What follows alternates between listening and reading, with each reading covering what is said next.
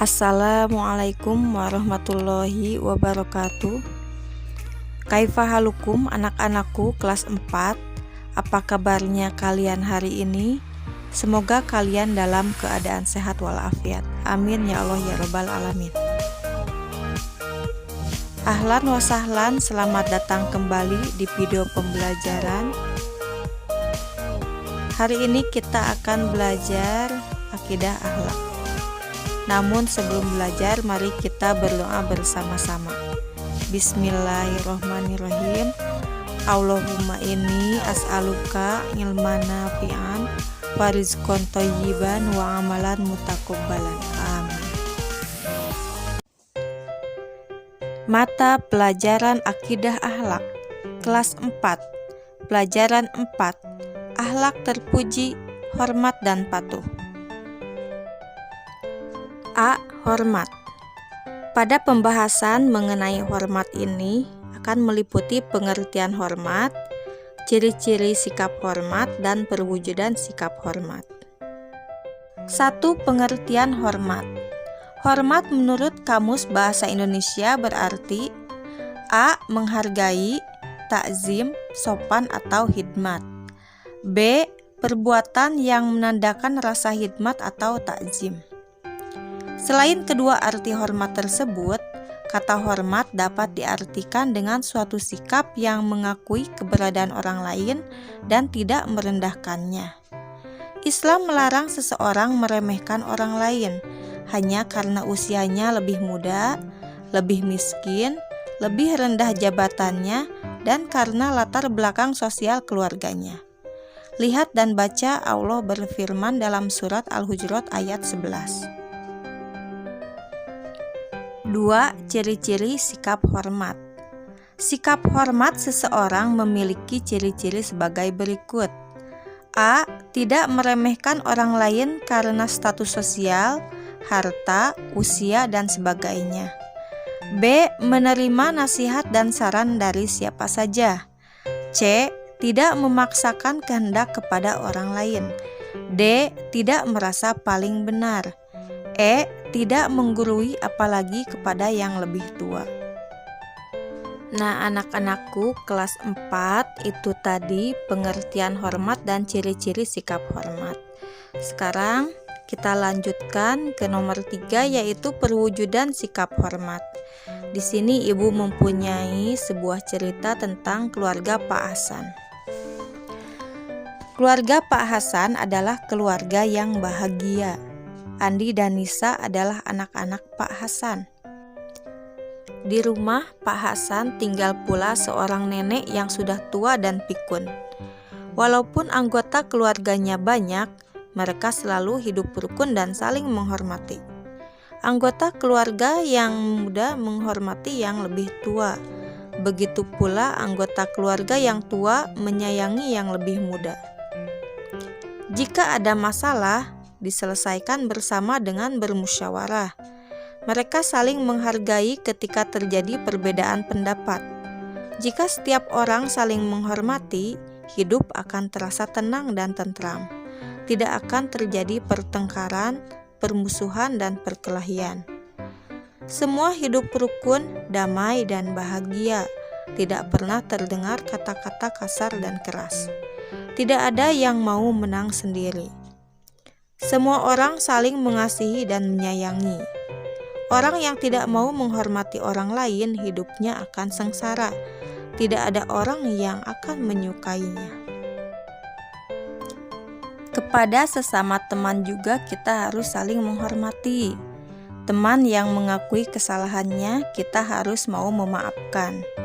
Begitu pula ketika kita bersalah, kita harus segera meminta maaf. Kita tidak boleh membeda-bedakan dan menyakiti hati orang lain. Semua teman harus dianggap sama, baik mereka itu anak orang kaya, miskin, anak yang bodoh, maupun anak yang pandai. Jika kita terbiasa saling menghormati, teman-teman akan senang bergaul dengan kita. Kita tidak terkucil dari pergaulan. B. Patuh. Tahukah kamu arti dari kata patuh? Patuh merupakan salah satu sikap terpuji yang harus dibiasakan dalam kehidupan sehari-hari. Patuh yang hendak dibahas berikut ini meliputi pengertian patuh, ciri-ciri orang yang patuh, dan perwujudan dari sikap patuh. 1. Pengertian patuh. Arti kata patuh menurut bahasa Indonesia adalah menurut aturan atau perintah, peraturan, hukum, taat, dan tidak membantah. Patuh dapat pula diartikan dengan sikap seseorang yang memenuhi kewajibannya. Kewajiban seseorang ditinjau dari kedudukannya, antara lain sebagai berikut. A. Sebagai seorang muslim, menaati Allah dan Rasul-Nya di atas segalanya. Jika seseorang memerintahkan hal yang bertentangan dengan agama, maka harus ditolak. Ketaatan kepada Allah dan Rasul-Nya merupakan ketaatan yang paling tinggi.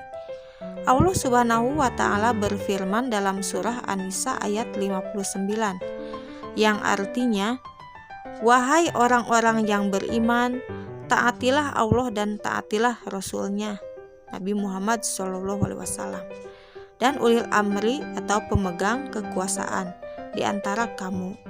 Kemudian jika kamu berbeda pendapat tentang sesuatu, maka kembalikanlah kepada Allah, Al-Quran dan Rasul sunnahnya. Jika kamu beriman kepada Allah dan hari kemudian, yang demikian itu lebih utama bagimu dan lebih baik akibatnya." Quran Surat An-Nisa ayat 59. B. Sebagai anggota keluarga. Ia harus menjalankan kewajibannya sebagai orang tua atau sebagai anak. Jika sebagai anak, ia harus patuh terhadap orang tuanya, segera memenuhi panggilan bapak atau ibunya, tidak membantahnya, dan membantu meringankan beban mereka. Lihat dan baca surah Luqman ayat 14. C. Sebagai anggota masyarakat. Patuh pada peraturan dan norma yang ada di masyarakat. D. Sebagai warga negara. Menjalankan kewajibannya sebagai warga negara dengan menaati perundang-undangan yang berlaku dan membayar pajak. 2. Ciri-ciri sikap patuh. Sikap patuh seseorang memiliki ciri-ciri sebagai berikut. A. Tidak melanggar aturan yang berlaku di rumah, di sekolah, maupun di masyarakat. B. Menghormati norma-norma yang berlaku di rumah, di sekolah, maupun di masyarakat. C. Tidak mengganggu kenyamanan dan keamanan orang lain di rumah, di sekolah, maupun di masyarakat. D. Tidak membuat keributan di rumah, di sekolah, maupun di masyarakat. 3. Perwujudan sikap patuh. Anak-anakku, kelas 4, Ibu mempunyai sedikit cerita tentang Paris. Ketika Paris sedang bermain dengan teman-temannya, ibunya memanggil dan menyuruhnya. Tanpa membantah, Paris segera memenuhi panggilan ibu. Demikian sekelumit kisah tentang Paris, seorang anak muslim yang patuh kepada orang tuanya. Begitu pula ketika di sekolah, Paris selalu mematuhi perintah dan nasihat bapak atau ibu guru.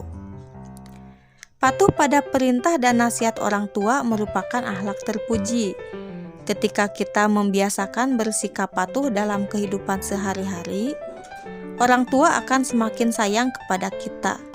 Begitu juga ketika kita selalu mematuhi guru di sekolah, kita akan dikenal sebagai anak yang soleh. Orang tua dan guru adalah orang-orang yang berjasa kepada kita. Orang tua membesarkan dan mendidik kita dengan tulus.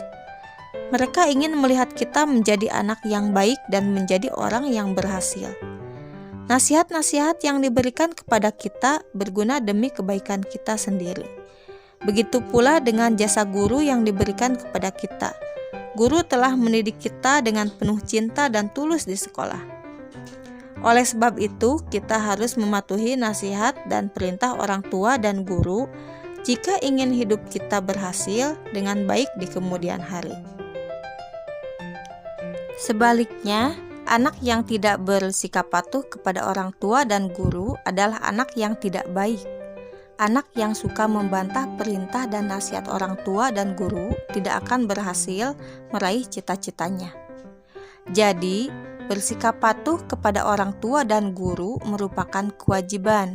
Suka membantah perintah dan nasihat orang tua dan guru adalah perbuatan yang dilarang. Jika kita menjadi anak yang patuh, orang tua dan guru akan semakin menyayangi kita. Dengan berbuat begitu, kita akan disenangi banyak orang dalam kehidupan sehari-hari. Orang lain pun akan senang bergaul dengan kita. Alhamdulillahirrabbilalamin. Selesai sudah pembahasan kita pada hari ini, pelajaran akidah akhlak. Semoga apa yang telah Ibu sampaikan bisa kalian pahami dan bisa kalian laksanakan dalam kehidupan sehari-hari. Mari kita tutup dengan doa. Bismillahirrahmanirrahim. Subhanaka Allahumma wa bihamdika asyhadu alla ilaha illa anta astaghfiruka wa atubu ilaik. Syukron, terima kasih. Ila liqa, sampai jumpa kembali di video pembelajaran kita selanjutnya. Wassalamualaikum warahmatullahi wabarakatuh.